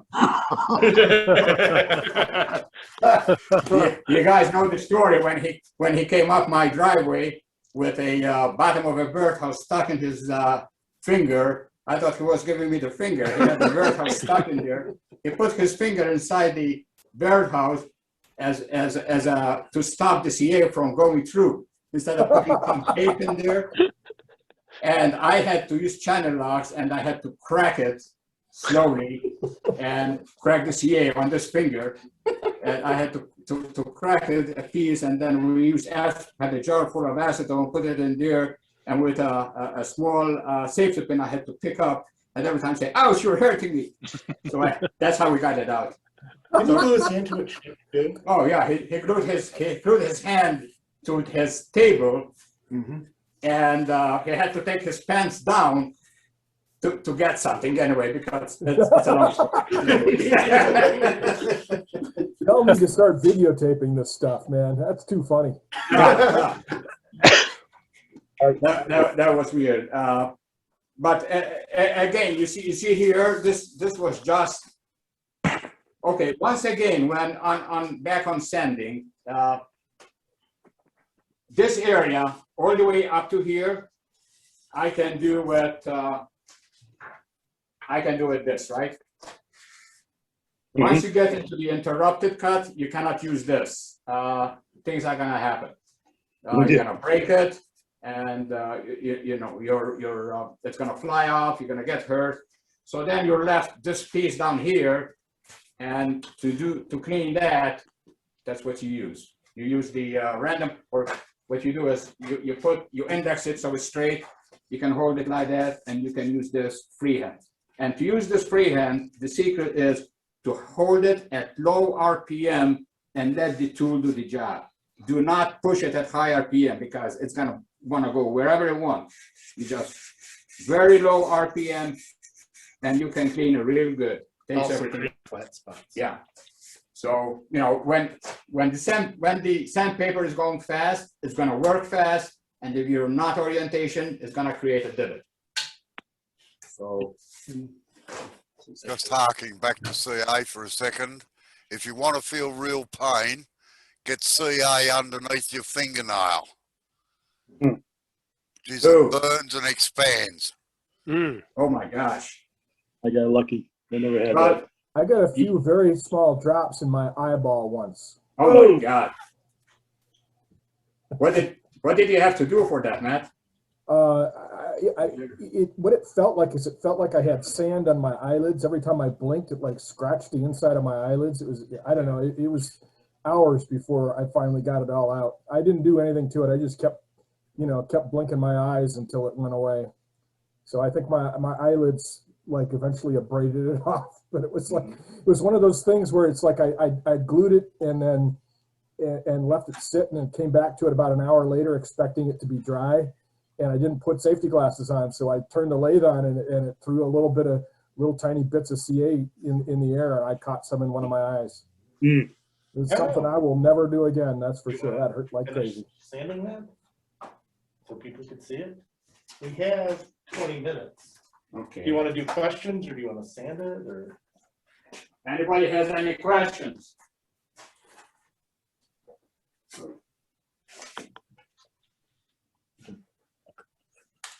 Where did you get your CA glue? Well, you can go to Rockler or Woodcraft or our club. Well, right now our club doesn't have. Oh, wait a minute, we do.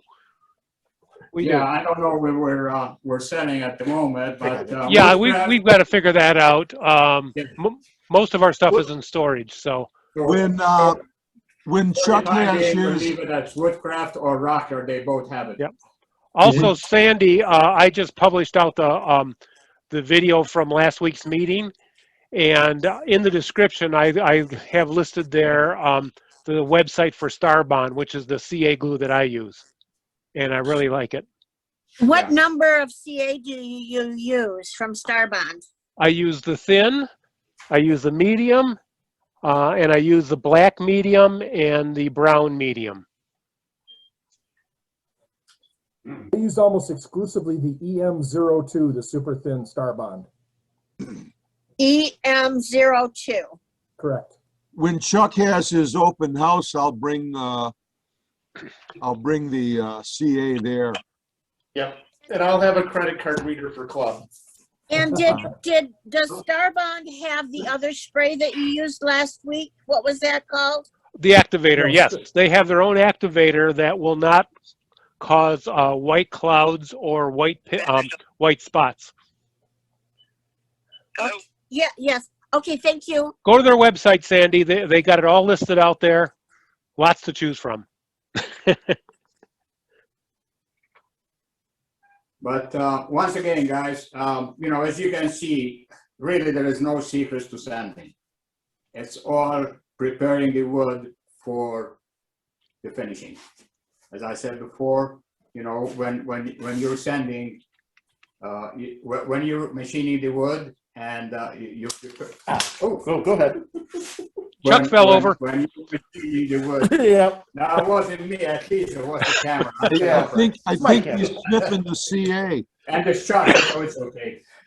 I was trying to adjust Alfred. How much have you guys drank already? We're getting ready. I'll keep looking at the clock. Yeah. So, I think they're sniffing the lacquer. Yeah. Yeah. We were. There you go. There you go. Ah, come on, that's nothing. Ben and I used to go for coffee after these. Yeah.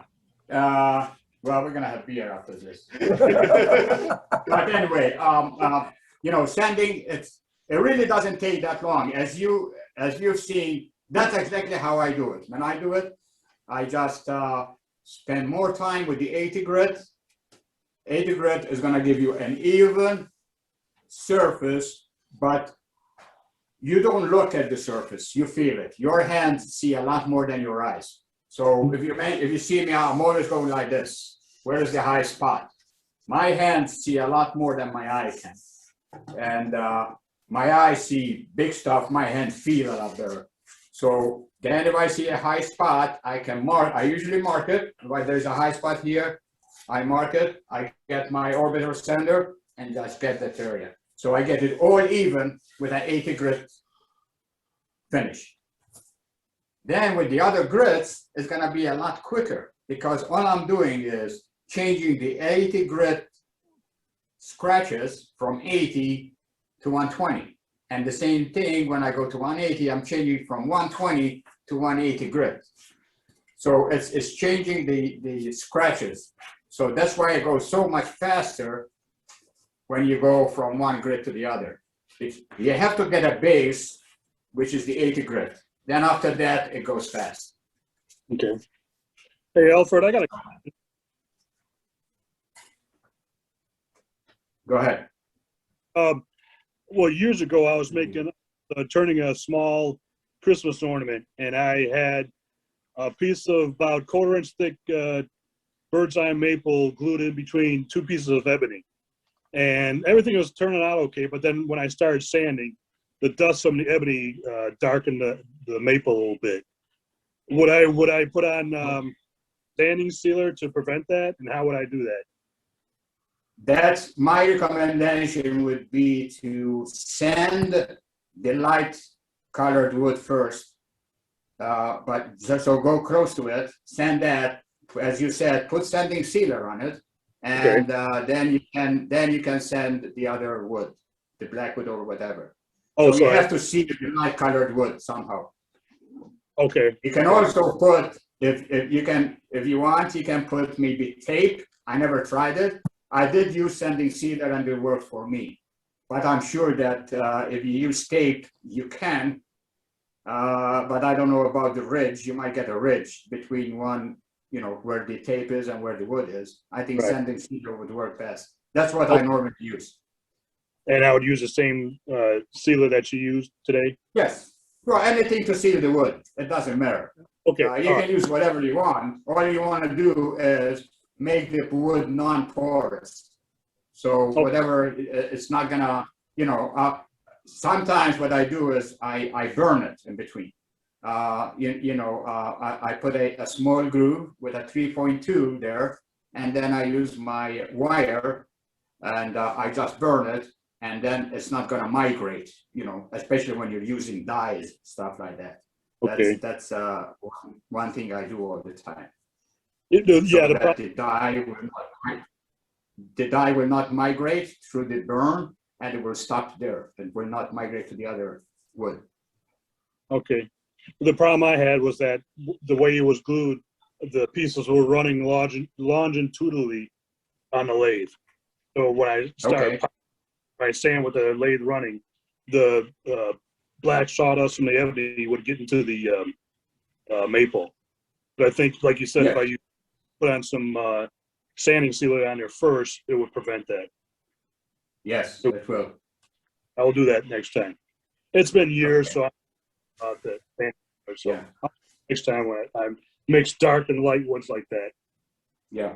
I had the same problem with red heart and maple. The red heart just bled right into the maple. It was unusable then. Yeah, it does. It does that. Yeah, I found that the hard way, and that's when I started using sanding sealer to seal. I always seal the light wood because we get some of the maple on the bloodwood or whatever it is, hardwood. It's not gonna show, but the red is gonna show a lot more on the light wood. So for me, when I was doing it, it was doing a segmented piece, and it would be really hard to to block it or to sand it by itself. Yeah, I see that. I don't know how you can then you go past that, with the exception of sanding the light wood and sealing it before you put it together, maybe. Yeah, but, It's gonna be tough because you still have to turn it anyway. right, yeah. Yeah, I don't have the answer for that, sorry. Hey, Alfred. So, yeah. Where did you get your cork and backing pad or felt backing pad? Do you remember? Roger. No, I don't. I had that piece of cork for a long time. But I've seen cork. Actually, I've seen cork at Home Depot.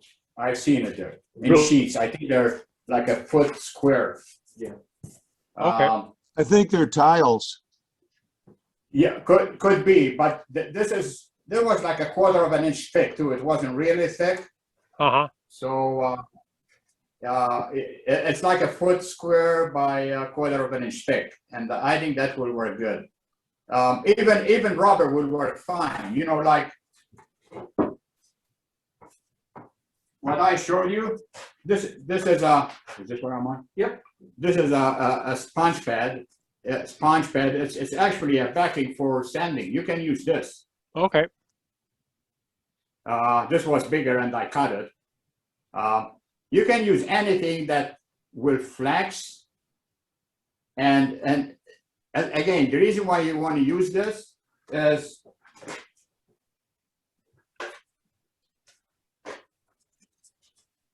when you have the sanding like this and you're using it, I have this whole surface here touching. Okay, I have this whole surface here touching, and because of that, if there is a high spot, it's gonna take the high spot off before it gets down to the lower spot, and that's the intention of sanding, getting everything on the same plane, right? Right. And that's why I use that. You know, simple like that. Makes a huge difference on the rim of the bowl. Yes, and that's if you use your hand like that. Between your finger, there's a divot here, you know, between your finger, and you only have maybe, 1/4 of an inch diameter at the tip of your finger actually touching. So you're not gonna get a good result. You need a bigger surface area. However, a bigger surface area that can flex. And that's the reason for a backing board. Okay. It's almost like troweling cement. You're leveling it all out. Yes. Yes. Yes. But, To backtrack a bit, if we're done with that question, could you tell me again the name of that company that sells the Mohawk? Mohawk somebody sells. put it on the chat. I put a link to the place in chat.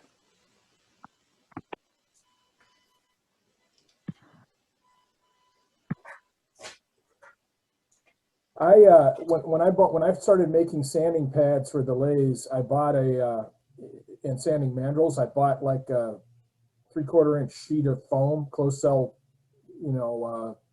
stiff foam, and I used that for backing my sandpaper too. I made hand holding ones. So just like that, yep. So that foam that I put on my pads, I also now use for sandpaper too. Yeah. Hey, Matt, that brings me up to this. There's many different kinds of pads that you can use. There are some that are very soft. There are some that are really stiff. I like this because it's kind of in between. There again, you have the big surface area. Okay, you have the big surface area here. So when you're here, you're not touching on one point. You're touching on a big area, and you're moving it around. Any high spots are gonna be gone. You don't want it too soft because it's gonna cup and it's gonna flatten here actually. So you need it a bit stiff, but it has to be in your hand, moving it all the time and using the same pressure. So there's multiple paths that you can use. I like the one that's kind of a semi stiff. I find it works really good for any surface that I'm using. You recommend the 3-inch over the 2-inch? I like the 3-inch. This is a 3-inch. I have the 2-inch. I found 3-inch. I can cover more real estate with it, and it actually gives me a better smooth surface. Smooth. When I say smooth, is without undulations, you know, up and down, right? Because there is less chance of it dipping in and out. You have a bigger surface area. Hey, Mike. For me, 3-inch works fine. Hey, Mike. Yeah. I use 2-inchers for the smaller bowls, like this. It's much smaller. Three. What happens with a 3? If I get in here right in this area, it can gouge in there because it's too big. And I use a medium density foam. It doesn't flex a lot, so that's where 2 comes in handy. Is the smaller bowls. I may use 3 on the outside though. Yeah, I make a lot more smaller bowls also, and I use the 2 as well, and it's very useful. And then I use the 1 on the insides of things, like on a big long extension, like if I'm sanding the bottom of a vase. Yeah. So I use, you know, an 8-inch extension and a little sanding mandrel on the end of it on the power drill, and use the 1-inch on that. So there's again, you know, there's so many different items and tools out there that do the same job. It's, you know, it's like bowl gouges. It's what you are used to. People talk to me about angles, angle that is 60, 65, 70, 45, whatever angle you're comfortable with and it's working for you, that's what you use. Do not change it. That's what I tell people. I don't even know what my angles are. I thought I started with about 55 or 60. I don't know if they're still there or not. Everything is set up. I just put it in my Wolverine, you know, a couple of turns one way and the other one, and you're done. So it's the same with sanding pads, diameter, softness. It's what works for you is the best item to buy. That's the way I say it. You know, you know, as you see professionals, different professionals using a bowl gouge. Everybody using a bowl gouge is different. So somebody opens and goes inside a bowl with an open flute. I don't do that. Then you see another professional and he goes with a 45 angle on the bowl gouge. They are both professionals, so it's not, you know, me. So these people have been around many years, but it's what's working for them. And so what you feel comfortable with, don't change it because somebody has a different idea. If you like what you're doing and it's working, please do not change it. That's because usually you always go back to your original idea anyway. Yep. That's good advice. So, any more questions? I'm good. Answered my question. Okay, I guess we're all set then. Thank you, Alfred. You did great, Alfred. Really appreciate it. Thanks, Alfred. Yeah. Hope it will, you know, it helped a bit. As I said, if you have any other questions, let me know, email me or text me, and I see if I can help. But Okay. as you can see, there is no secret to it. It's just you have to get that first grit done. Yeah. Once you get then you're free home. It goes fast with the other ones. So it's like anything else, you know, one thing I when tell you're you starting is out, start out, Once take your time. Yes, take your time. Don't think that the sandpaper is going to do what your bowl gouge did not. Yeah. Please do not get into that habit. Make sure you get your best finish with the bowl gouge before you start sanding. Otherwise, you're going to spend their eternity with an 80 grit and you get frustrated. And then you want to go to the next grit because then the dust is flying all over. You want to get it done. and usually we finish by not doing a good job. So if you do a good job with the bowl gouge, or if you have to use a scraper, use a scraper. That's all it means. I personally do not like scrapers. You can do, you know, a very good job with bowl gouges if they're sharp and you're floating the bevel. Then you don't need to use scrapers. But if you have to, fine. As long as you get a good surface ready for sanding, that's the most important thing. Get your wood ready for the sanding part. If it's not, then what's going to happen? You're going to spend hours trying to sand that hump, and then you find that you're creating another hump next to it. You know, so that's all I got to say. Alfred, do you do acrylics? Very little. Yeah, so I was just wondering how you sand them, what your procedure is on that.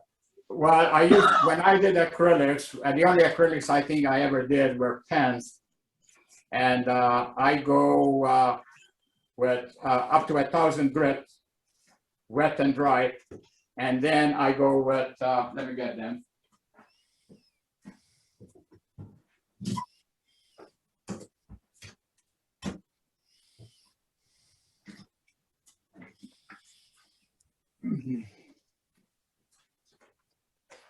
And then I go with these. Yeah. Micro mesh pads. Yeah. And these are really good. I use them wet. I usually get a bowl and I put them there all wet. Last week I was on a Zoom and somebody was using them dry. I've never used them dry myself. I always use them wet. But these go up to 12,000 grit. And it will be like, you won't even see, it's like glass, you know, I mean, yeah. And I usually, when I do it with sandpaper, wet and dry, up to 1,000, I don't start with the rust. The rust is 1,500. I usually start with the 3,200, which is a tan, T-A-N. And I find that works out fine. And it's a quick process, you know, you just dip it in the water, back and forth a couple of times, and go to the next one. I've had these for, my gosh, at least 10 years now. And I haven't used them in a while, but they're really, really good. Yeah, Alfred, last week that was me that used them dry. Why those made? No. Polish the canopies on fighter jets. I was using them dry also, but I'd blow them off quite often. Yeah, I use them dry on wood. I don't use water on wood. So I use them dry on wood, but on acrylic, I always use them wet. Yeah. Hey guys, I just heard a trivia. What was it again? So micro mesh was invented originally for polishing the canopies on fighter jets and windshields on airplanes. Oh. There you go. Interesting. On their website somewhere. Learn something every day. And then the automotive industry when picked you're it on up. Jeopardy, Alfred. Yeah. So I use those, and I only ever use the first 4 grits on those. I sand to like 400 with wet dry sandpaper, and then I use the first 4 grits because they're not the numbers on there aren't the same as regular sandpaper. No, it's not. They use a different metric. Yeah. I'm not exactly sure, but if it says 1,500 rust, the rust color is 1,500. It's not 1,500 grit. Yeah, it's almost like equivalent. It's equivalent to like a 600. But after the 4th grit, I found that using a buffing wheel is faster and gives a better finish. I tended to get scratches on the higher grit with you would get some sort of contamination and then put scratches back into your acrylic. Mm-hmm. Okay. Yeah. So then again, guys, you see, we hear 2-3 different people. They get the same results, but different ways to do it. As I said, there is more than one way how to skin a cat. So don't think because you're doing it different, you're doing it wrong. As long as the end result is the same, who cares? Yep. You know. One important thing that I think should be mentioned, that If you're using a grit, use all the same product name grit. Like if you're using Norton's, get Norton's Yes. paper right the way through, because some grits are not the same in other papers. I found that that's a good point, Robert, because I found that like if I'm using, I start with 180, and then if I'm going to 220, I'm using a different company. I found out that it's not doing the same job, or else then when I go to 320, I'm still seeing scratches from the 180. So you're right. That's why I always use, I buy my sandpaper from one company, and I use just one name product. Good And point. another thing is to never buy cheap sandpaper from markets or anything like that, or end of runs or anything like that. Definitely. Yeah, you find, you go like here we have Ace and places like that. They don't have good sandpaper. This Norton 3X, it's one of the best. I found that the grit in it is so even distributed, and they last forever. As long as you don't put too much pressure, heat them up, then the grit starts to come up naturally. But if you use them the way you're supposed to, they last forever. I found the same thing with carborundum. It's a pink paper, and it's really good. It lasts forever. Nice even grits. Okay. There again, it's what you're used to, but that's a good point that on sandpaper, buy the best sandpaper you can afford. And this sandpaper that I'm using, this Norton 3X, it's about $10. I think they vary between $10 and $16. I don't know if it's the higher grit more expensive or the other way around, but you're gonna get 20 sheets of 9.5 by 11 for $10. How can you go wrong? I mean, Yeah. That's one grit. That's gonna last you forever. So, any more questions, guys? I think we're gonna call it. Well, Alfred, thank you very much. This was very informative. It was excellent. I actually learned something. You're welcome. Yeah, you're welcome. That's hard to believe, but all right. I know. I may forget tomorrow, but. Well, Very it's good easy to- demonstration, Alfred. It's easy to learn. It's hard to put into practice. Yeah. But thank you all for staying with me here. As I said, if you have any more questions or you need more explanation on something, just text me. You guys have my number. So Good, we'll great. see you later. Okay, everybody, thank you for Bye, joining everybody. us today. I'm turning off the recording, and I'm going to be signing off. Hey, good night, all you offshore folks. Thanks for joining us. Everybody stay safe. Thank you, Alfred. Later. Bye-bye. Thanks, everybody.